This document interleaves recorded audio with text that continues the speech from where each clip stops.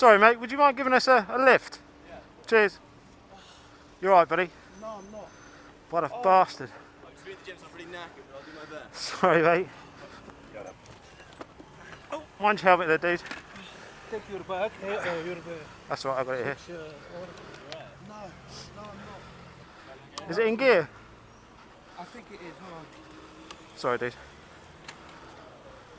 Is it fine? Yeah, there we go. I think your brake's stuck on, mate. Is it? Broke something. Yeah.